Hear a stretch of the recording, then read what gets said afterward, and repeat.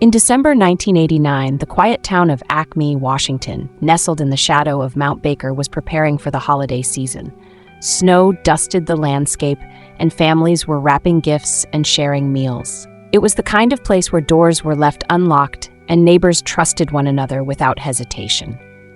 But all of that changed when a bright, athletic 18-year-old girl named Mandy Stavik went for a jog and never came home.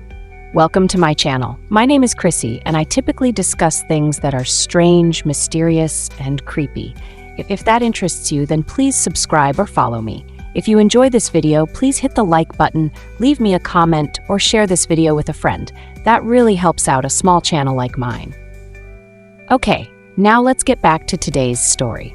Mandy Stavik was the embodiment of promise. She was a star student, an athlete, and the pride of her community. After graduating from Mount Baker High School, where she excelled as a standout softball player and honor roll student, she went off to Central Washington University.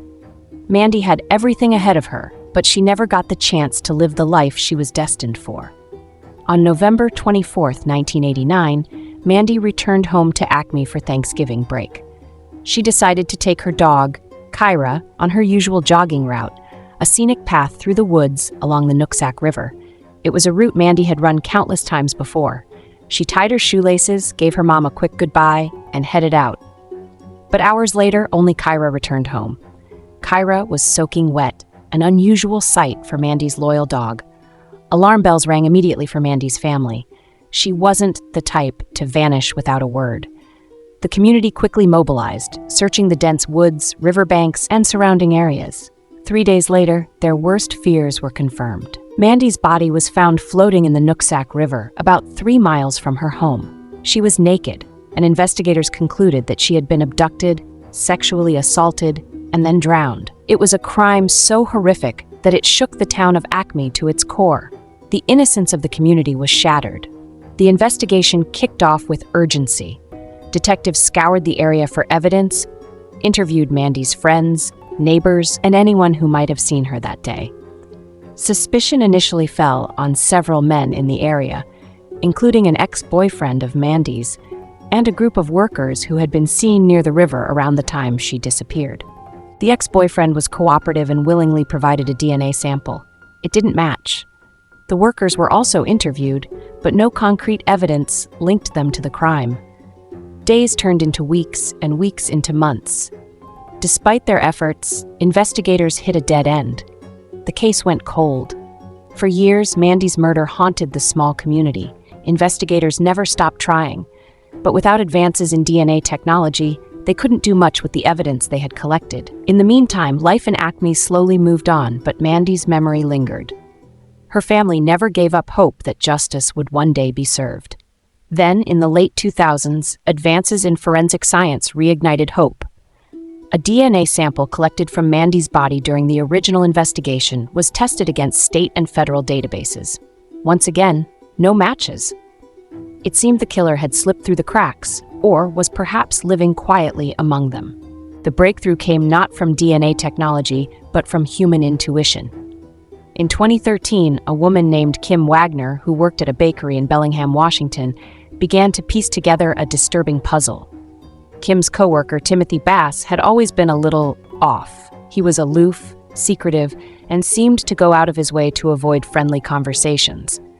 Bass had grown up in Acme and would have been 22 at the time of Mandy's murder. While nothing about him immediately screamed killer, something about his behavior gnawed at Kim. When she heard about the renewed investigation into Mandy's murder, she began to suspect that Bass might be hiding something. Kim shared her concerns with her husband, who encouraged her to keep an eye on Bass. Over time, her suspicions grew. But Bass was careful. He never left anything personal behind at work. No stray hairs, no fingerprints, nothing that could be tested for DNA. So Kim decided to take matters into her own hands. One day, while cleaning up at the bakery, she noticed that Bass had thrown away an empty soda can. She quickly retrieved it from the trash and handed it over to law enforcement. The DNA results were conclusive. The sample from the soda can matched the DNA found on Mandy Stavik's body. Timothy Bass was arrested in 2017, nearly 3 decades after Mandy's murder. During his trial, Bass tried to maintain his innocence. He claimed that he and Mandy had consensual sex, a story that was quickly dismantled by prosecutors, who highlighted how Bass had never once come forward in the years following her death. The jury didn't buy his defense, and in 2019, Timothy Bass was convicted of first-degree murder. The case of Mandy Stavik is a chilling reminder of how evil can hide in plain sight. For nearly 30 years, her killer lived a normal life, marrying and raising a family, all while keeping one of the community's darkest secrets. But thanks to the persistence of investigators, advances in DNA technology, and the bravery of a coworker who trusted her gut, Mandy Stavik's story finally had a resolution. Acme, Washington will never forget Mandy Stavik, the bright, promising young woman whose life was stolen too soon.